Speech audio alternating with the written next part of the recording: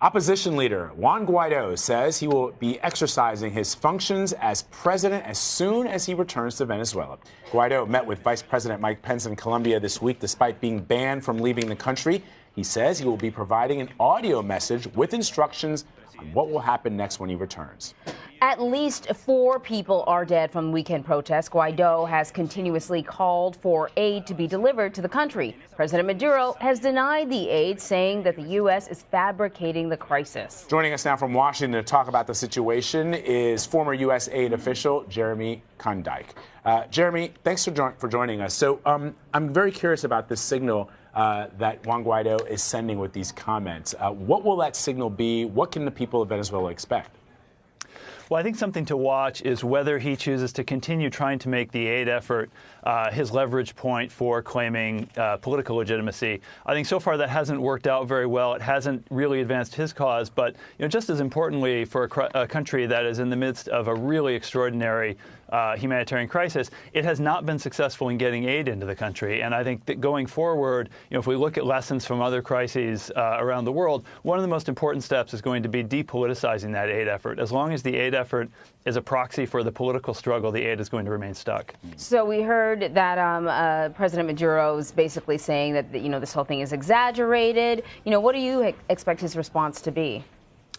Well, I think he's clearly under some growing pressure because the people on the ground know what they're seeing. They know how severe it is. If you're a parent who is having to scour empty pharmacy shelves and secret WhatsApp groups and the black market to find really basic medicines for your sick kid, you know that the crisis is real. You don't have to be told that. You're not going to believe a politician telling you otherwise.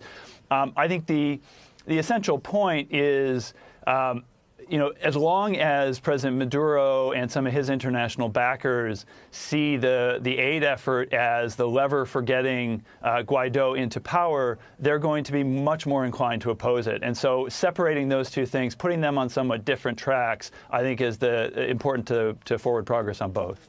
As you know, Jeremy, Colombia is now calling on the United Nations to help solve the humanitarian crisis. Our Manuel Bojorquez has been covering the region for quite some time. I was looking through Manny's social media feed yesterday, and he shot video of a Venezuelan soldier defecting into Colombia.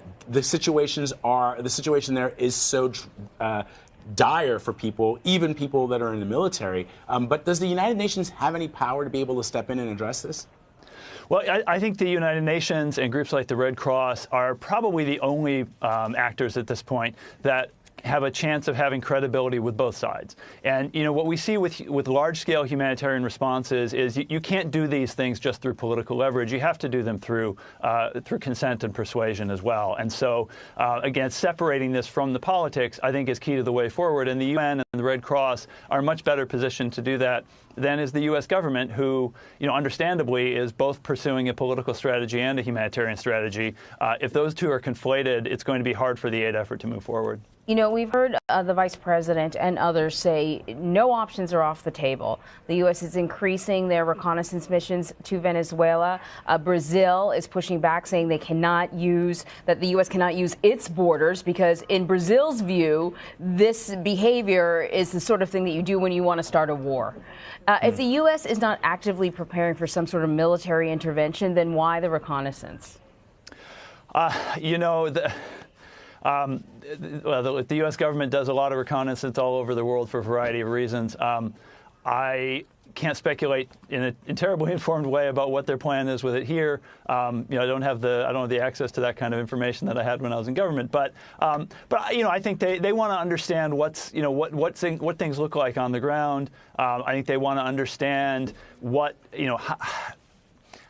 does the power struggle look like there on the ground, and what can they learn from that. But I wouldn't necessarily read a whole lot into that right now. Jeremy, we only got about 30 seconds, but I have a really important question. The United States' history in Latin America, in Central America, historically has not been a good one. I don't know a lot about Juan Guaidó. We know a lot about Nicolas Maduro, and we know that that country is now in a state of turmoil because of his policies. But to play devil's advocate here, is there a problem with the United States once again getting involved and backing an opposition leader that could somehow in the future come back to bite us in the rear? Well, I think there are a lot of differences between this and some of the past U.S. adventurism in Latin America. For a start, the people of Venezuela elected Juan Guaidó through the National Assembly. He wasn't selected by the U.S. government, and his claim is really rooted in the Venezuelan constitutional process. I do think, however, that any sort of U.S. military engagement would be really ill-advised for a whole variety of reasons, not least because, as you say, it would come with so much historical baggage. All right, Jeremy Konyndyk, thank you very much. My pleasure. Thank you very much.